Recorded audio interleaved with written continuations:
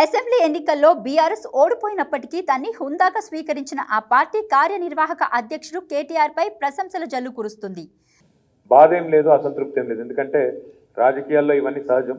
నేను మా కార్యకర్తలు మా నాయకులకు నేను చేసే విజ్ఞప్తి ఒకటే, మనము అందరం కూడా మన నాయకుడు కేసీఆర్ గారి నాయకత్వంలో ప్రజల ఆదరణ పొందడానికి, ప్రజల మన్నన పొందడానికి విశేషమైన కృషి చేసినారు. మీ అందరికీ నా శిరస్సు వంచి హృదయపూర్వకంగా ధన్యవాదాలు. ఎందుకంటే మీ కష్టం, మీ శ్రమ వల్లనే ఇంతదాకా వచ్చినాం. 39 సీట్లు వచ్చినాయంటే కూడా తప్పకుండా అందులో లక్షలాది మంది కార్యకర్తలు, ఎంతోమంది నాయకుల శ్రమ, మీ అందరి పోరాట ఫలితం.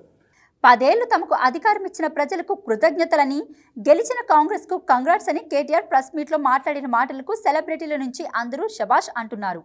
మరోవైపు సామాన్యులు కూడా కేటీఆర్ లాంటి క్యాపబుల్ మినిస్టర్ను కోల్పోయామంటూ సోషల్ మీడియాలో పోస్టులు పెడుతున్నారు. కేటీఆర్ మెచ్యూర్డ్ అప్రోచ్ పై సర్వత్రా ప్రశంసలు వ్యక్తమవుతున్నాయి. 2 సార్లు అవకాశం ఇచ్చిన ప్రజలకు కృతజ్ఞతలు తెలిపిన కేటీఆర్ ఈ ఫలితాలతో నిరాశ చెందడం లేదని, తప్పులు సరిదిద్దుకొని ముందుకెళ్తామని ట్వీట్ చేశారు. ఈ ట్వీట్ను 60,000 మందికి పైగా లైక్ చేశారు. చాలా మంది రీపోస్ట్ చేశారు.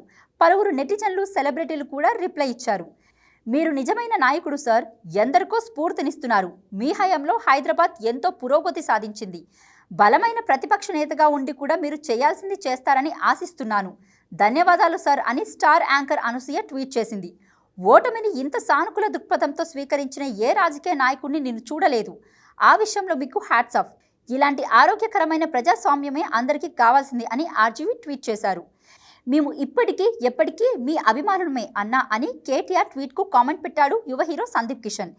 పార్టీలు, ప్రభుత్వాలు ఎలా ఉన్నా కేటీఆర్ లాంటి డైనమిక్ మినిస్టర్ను మిస్ అయ్యామంటూ నెటిజన్లు కామెంట్లు పెడుతున్నారు.